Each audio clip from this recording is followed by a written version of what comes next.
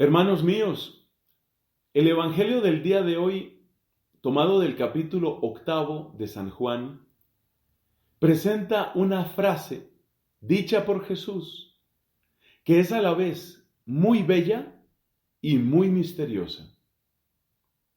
Cuando yo sea levantado, atraeré a todos hacia mí. Cristo mismo relaciona esta frase con aquello que sucedió en el libro de los Números y que escuchamos en la primera lectura. Es decir, aquella serpiente de bronce que puesta en un estandarte sirvió de salud para el pueblo hebreo que había pecado, porque se había rebelado contra Dios y contra Moisés. Entonces, resulta muy natural aplicar esta frase, repito, bella y misteriosa de Cristo, aplicarla al momento de la cruz. Cristo levantado en la cruz, lo mismo que la serpiente de bronce levantada en su estandarte, Cristo en la cruz es fuente de salud y salvación para nosotros que somos su pueblo. Y ciertamente, si hemos de ser sinceros, tendremos que reconocer que hemos sido rebeldes. Eso lo tenemos que reconocer. El pueblo hebreo fue rebelde, pero fue salvado por ese gesto, por esa serpiente de bronce levantada en el estandarte. Nosotros somos el pueblo de Cristo, hemos sido rebeldes como los hebreos lo fueron, y somos salvados por Cristo levantado en la cruz. Pero esto nos plantea dos preguntas. La primera es la comparación entre una serpiente y Cristo. En la Biblia, la serpiente siempre aparece como algo perverso. Desde el Génesis, donde la serpiente seduce a la mujer y la empuja a pecar, hasta el Apocalipsis, en donde un dragón, una serpiente, en el capítulo 12, persigue a la mujer y quiere devorar al Salvador, que es Jesucristo. Entonces, si la serpiente, nos preguntamos, si la serpiente está asociada normalmente con lo malo, ¿por qué aquí la serpiente parece asociada con algo bueno, con la curación? La respuesta la tenemos en que se trata de una serpiente que queda a la vista. Una serpiente dominada, una serpiente desenmascarada, una serpiente a la que se ha obligado a sacar a luz. Bien sabemos que el comportamiento de las serpientes es esconderse, moverse con astucia y sigilo y luego caer. Entonces, la serpiente del libro de los Números era serpiente de salvación, no porque la serpiente deje de ser dañina, sino porque al presentarla en el estandarte es una serpiente controlada, desenmascarada, vencida. O sea que ese estandarte está mostrando a la serpiente, pero a la serpiente vencida, a la serpiente como la serpiente no quiere estar, a la serpiente como no le gusta estar a la serpiente, desenmascarada, denunciada, a plena luz. Por eso, la serpiente del libro de los Números es redención. Porque esa serpiente está mostrando el mal, pero el mal vencido, el mal desenmascarado, el mal denunciado. Eso es lo que aparece con esa serpiente. Bueno, y ahora Cristo. Cristo también denuncia el mal, también es denuncia del mal. Claramente, Cristo es denuncia del mal. ¿De qué manera? Basta que lo mires en la cruz. ¿Por qué está llagado? ¿Por qué tiene esas heridas en su cabeza y esa corona de espinas?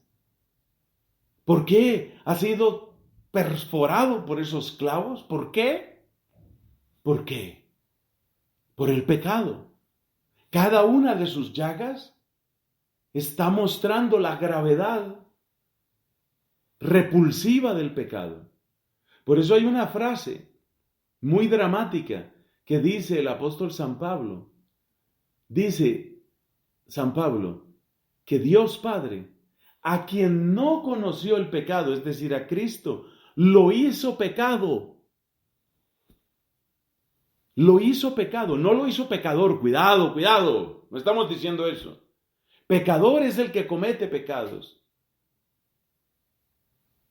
Entonces, lo hizo pecado, ¿qué quiere decir? Que Cristo en la cruz, como dice el cántico de Isaías, estaba tan deforme que ni siquiera parecía humano. Cristo, triturado, hinchado, roto, sangrado en la cruz, muestra lo que es el pecado. Ese pecado que no queremos ver. Ese pecado que como la serpiente se mueve sigilosamente. Pero ahora, puesto en la cruz, levantado en la cruz, ya no puede esconderse. Por eso, en la cruz bendita de nuestro Señor Jesucristo, en la cruz de Cristo, aparece el pecado. Aquí aparece lo que es la realidad del pecado, para que no te digas más mentiras, para que no nos digamos más mentiras. Por eso en la cruz está nuestra esperanza y nuestra salvación. Bueno, esa era la primera inquietud. La primera inquietud era, ¿por qué se compara a Cristo con la serpiente? No, propiamente no se compara a Cristo con la serpiente, sino que la serpiente de bronce, la del libro de los Números, muestra a la serpiente ya vencida, y Cristo en la cruz muestra al pecado ya vencido. Lo denuncia y lo vence. Nos queda la segunda pregunta. La segunda pregunta es, bueno, pero ¿por qué dice Cristo que levantado en la cruz va a atraer a todos hacia Él? De hecho, lo que parece que vemos en el mundo es lo contrario. La cruz no tiene mucho atractivo. La cruz no es especialmente atractiva y más bien es odiada. En muchos países hay una verdadera guerra contra la cruz. Y esa guerra se manifiesta de muchas maneras. Por ejemplo, esa guerra se manifiesta en que se quiere quitar el crucifijo de todas partes. Incluso se ha quitado en muchas iglesias. Yo digo, si en la iglesia vas a poner una imagen del resucitado, bueno, está bien. Si vas a poner imágenes, qué sé yo, de algunos santos, está bien. Pero no puede faltar la cruz. Bueno, pero hay una verdadera guerra contra la cruz. Hay una aversión contra la cruz. Entonces, ¿cómo dice Cristo que atraerá a todos hacia Él? No parece que esa palabra se cumpla cuando vemos que en realidad la cruz es rechazada, es omitida, y cuesta trabajo quien hable de la cruz. Algunos solo quieren hablar de la prosperidad, es el famoso evangelio de la prosperidad. Creí en Dios y todo me va bien, todo me sale bien, porque ahora ya creí en Dios. Quienes así predican, por supuesto, omiten muy astutamente aquellos versículos que están en los evangelios, como aquello de que el que no tome su cruz cada día no puede ser discípulo mío. Los que predican el evangelio de la prosperidad claramente omiten esos textos. O lo que dice San Pablo en el capítulo 1 de la carta a los Colosenses: yo completo en mí lo que falta a la pasión de Cristo. O lo que enseñó Pablo a los discípulos allá en Éfeso: hay que pasar por muchas cosas, hay que sufrir muchas cosas para entrar al reino de Dios. Entonces algunos omiten la cruz en ese sentido, porque solo quieren predicar la prosperidad. Otros omiten la cruz dando un salto a la resurrección, como diciendo, mira, la cruz, sí, la cruz fue un momento terrible, doloroso, pero lo importante es la resurrección. Observemos que el resucitado no quitó las señales de la cruz. Él quiso, y lo quiso por nosotros, Él quiso conservar en su cuerpo para siempre las llagas. Por eso pudo mostrárselas a Tomás. Ahí están las llagas. Este soy yo. Esas son su carta de presentación. Es lo primero que hay que decir. Y lo segundo que hay que decir es que Ciertamente la resurrección es la plenitud, pero nosotros no estamos en esa plenitud. Nosotros estamos caminando. La resurrección nos ilumina, la resurrección nos da esperanza. El resucitado vive en nosotros y es el que vence nuestras batallas. Pero el camino que nos toca tiene persecución. Si no, pregúntaselo a los miles y miles y miles de mártires que tiene nuestra iglesia. Otros, en cambio, omiten la cruz porque no hablan de Cristo, sino hablan únicamente de los sufrimientos de la gente en este mundo. Entonces omiten la cruz, por ejemplo, diciendo, vamos a hablar del sufrimiento que hay en el mundo, de los pobres, o de los desplazados, o de los migrantes, o de las mujeres oprimidas, la violencia doméstica. Está muy bien, y eso no se nos debe olvidar, que hay gente que lleva el sufrimiento de Cristo, jamás se nos debe olvidar, porque el mismo Cristo dijo, lo que hicisteis a uno de estos mis humildes hermanos, a mí me lo hicisteis. O sea que ellos son claramente embajadores y son presencia de Cristo y de Cristo crucificado, que tiene hambre, que tiene sed y que padece. Eso no lo debemos olvidar jamás. Pero tampoco debemos olvidar jamás que si hay esperanza para esos que algunos llaman los crucificados de la historia, si hay esperanza para ellos, no es por ellos mismos, no es el dolor de ellos el que los salva a ellos, ni es tampoco nuestra acción social o política o nuestra iniciativa de promoción humana lo que salva en el sentido propio y bíblico de la palabra. No, no es eso lo que salva, no. ¿Qué es lo que lo salva? Sí, lo salva la cruz, pero la cruz de Jesús de Nazaret. Entonces, el hecho de que hablemos de los crucificados solo debe hacernos recordar que hay uno que es el crucificado. Y ese que es el crucificado es el que se vuelve esperanza y salvación para los crucificados. Esperanza y salvación no solo para lo que se pueda hacer en esta tierra, en el sentido de mejorar su condición, sino sobre todo esperanza y salvación para la eternidad. No se puede dejar de predicar que nuestro destino, nuestra casa propia, es en la eternidad, es en la gloria del cielo. Entonces, con esto que estoy diciendo, que hay muchas personas que omiten la predicación de la cruz. Unos por el evangelio de la prosperidad, otros porque se sienten tan incómodos con el tema de la cruz que saltan a la resurrección como diciendo fue un mal rato que tuvo Cristo. Y otros no quieren hablar de la cruz porque quieren centrar todo en la acción social a favor de los crucificados. Pero la única esperanza de los crucificados es el crucificado. Y si nosotros podemos hacer algo realmente bueno por ellos, es solamente en la medida en que Cristo vive en nosotros. Bueno, sigue sin respuesta la pregunta. Entonces, ¿cómo hay que entender aquello de que Cristo en la cruz atrae? Sí, Cristo atrae. Y el hombre, el ser humano, puede resistirse a esa atracción. Cristo atrae en la cruz. Y su fuerza es inmensa. Pero, así como las maravillas de la creación nos invitan a alabar a Dios, y las maravillas de la creación son un atractivo para que demos la gloria al Señor, así también, lamentablemente, el ser humano, aún viendo esas maravillas, dice tonterías. Tonterías como que eso se hizo solo. Me da tanto pesar que un hombre tan inteligente, un genio de nuestro tiempo, fallecido hace unos pocos años, Stephen Hawking, decía, no, es que se puede explicar, de la nada se puede explicar que todo surja, porque las variaciones y fluctuaciones del campo cuántico lo explican. Señor Stephen Hawking, ¿y de dónde salió el campo cuántico? Y sobre todo, ¿de dónde salieron las leyes por las cuales se dan las variaciones o pulsaciones del campo cuántico? Entonces, fíjate, la creación entera nos atrae, nos lanza hacia Dios. La creación entera nos está diciendo, dale la gloria al que me creó. Las flores están diciendo, dale la gloria al que me hizo bella. El amanecer está diciendo, dale la gloria al que me hizo grande. La noche nos está diciendo, dale la gloria a quien me hizo profunda y misteriosa. Todo está empujándonos a que le demos la gloria a Dios y lamentablemente podemos resistirnos.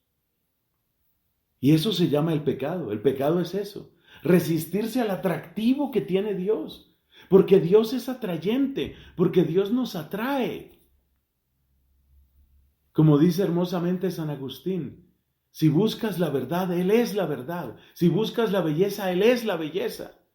De modo que ¿quién le quitará atractivo a Dios en quien está toda bondad, toda belleza? Y sin embargo, nosotros, ustedes y yo, nos hemos resistido al llamado de Dios. Hemos pecado. Si no nos hubiéramos resistido, no habríamos pecado. Entonces sí hemos pecado y es porque nos resistimos. Entonces la cruz sí atrae. Bueno, pero alguien dirá, yo entiendo que haya un atractivo en las cosas bellas de la naturaleza, como los arroyos, un cielo estrellado, una flor preciosa, un animal tierno. Todo eso, pues, atrae. Pero ¿cuál es el atractivo de la cruz? ¿Atractivo? ¿Qué atractivo puede tener? Si lo que uno encuentra ahí es dolor, traición, sangre, sudor, sufrimiento, gemidos, ¿qué atractivo tiene eso? Hermano mío, hay atractivos que son fáciles de encontrar. El mismo San Agustín decía, es fácil atraer a un niño ofreciéndole algo que le guste. En nuestra época diríamos, por ejemplo, atraer a un niño con dulces. Es fácil ver por qué el dulce atrae, y por eso es fácil atraer a los niños con algo dulce. En la época de Agustín, como cosa curiosa, él no habla de dulce, él habla si le ofreces nueces, dice. Parece que las nueces eran muy amadas por los niños en aquella época. Entonces, hay atractivos que son evidentes y hay atractivos que no son tan evidentes. Eso pasa, por ejemplo, con la poesía, con la filosofía, con la música clásica. Muchas personas, al oír por primera vez algo de música clásica, dicen qué cosa tan larga. Pero si tú educas tu oído, y sobre todo si alguien te ayuda, te conduce, tal vez responde algunas preguntas, entonces terminas diciendo, ¡qué maravilla la música clásica! O sea que sí es atractiva, pero no es evidente su atractivo. Lo mismo pasa con la filosofía. Muchas personas dicen, no, qué pereza la filosofía. Yo ya vi toda la filosofía que tenía que ver. Pero dale otra prueba a la filosofía y a la buena literatura. Y encontrarás que a veces la corteza es un poco rugosa, pero lo que hay adentro es delicioso. La cruz de Cristo tiene esa clase de atractivo que no es evidente, pero que sí es absolutamente real y potente. ¿Cuál es el atractivo de la cruz? Bueno, déjame mencionarte 3 o 4. Hablemos de la coherencia.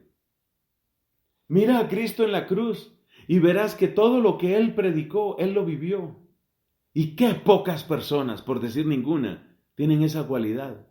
Cristo es aquel que vive lo que habla. Eso es increíble. La mayor parte de nosotros utilizamos discursos hacia afuera, pero ¿qué es lo que realmente vivimos? Eso ya es otra historia. Qué hermosa es la coherencia, qué hermoso es ver una persona que hasta el final se sostiene. Eso es hermosísimo. Eso se llama heroísmo, eso se llama coherencia. Y es difícil que encuentres un coherente, un valiente como Cristo. Admíralo, ahí lo tienes.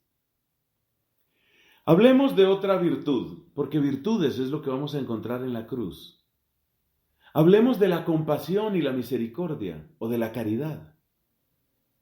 A veces es bonito hacer la caridad. Cuando tú tienes, por ejemplo, una obra, y no desprecio ninguna obra de caridad, cuando tú tienes una obra con niños, sobre todo niños pobres, vas a tener muchas obras buenas, pero también vas a recibir muchas cosas muy buenas. Pues yo lo sé porque, claro, yo conozco esas obras y las amo. Mira cuántas veces estos niños o estas niñas en una condición difícil, cuántas veces expresan su gratitud, sonríen, cantan, te abrazan. Esa misericordia, vamos a decir que, aunque es siempre necesaria y es siempre buena, es más sencilla que otras, porque esa misericordia recibe ese premio emocional, ¿no? De la gratitud, de la sonrisa, del abrazo, del aplauso. No por casualidad, las ONGs que ganan más recursos y que reciben más donaciones son precisamente las que tienen que ver con niños. Y eso está bien, yo no me opongo a eso. Entiéndeme bien el mensaje. Lo que estoy diciendo es que esa misericordia es más sencilla que otras. Cristo en la cruz mostró la máxima misericordia. Se llama la misericordia para con los enemigos. Perdónalos, Señor, porque no saben lo que hacen. Si tú quieres saber en el diccionario del universo, cuál es el acto de la misericordia en su estado más puro, tienes que ir a la cruz de Cristo. Y voy a dar un último ejemplo, que es el de la verdad. La cruz muestra nuestras verdades. Antes hemos dicho que la cruz de Cristo es la gran denuncia del pecado del mundo. Acércate a la cruz y verás el pecado. Quédate con la cruz un rato y verás el pecado. Y quédate con la cruz otro rato y verás tu pecado. Repito esa frase que considero importante. Quédate con la cruz un rato y verás el pecado. Quédate otro rato y verás tu pecado. Así como yo, cuando me quedo con la cruz, cuando miro a mi Señor crucificado, cuando a Él lo miro, veo primero el pecado y luego mi pecado, mi verdad. Y esa verdad es la que nos atrae a todos. Porque no me importa de qué partido político, ideología, filosofía, de qué siglo o de qué lengua seas. Si reconoces tu pecado, llegarás a los pies de la cruz de Cristo. Y yo, no importando quién sea, llegaré a los pies de la cruz de Cristo. Y por eso la cruz es el lugar de la reconciliación, es el lugar del encuentro de todos los pueblos. La cruz atrae a todos. Y hoy te quiero decir, y termino con esto mis palabras, no te rebeles, no te resistas al atractivo de la cruz de Cristo. Bendito sea su santísimo nombre y bendita la cruz de nuestra salvación. Amén.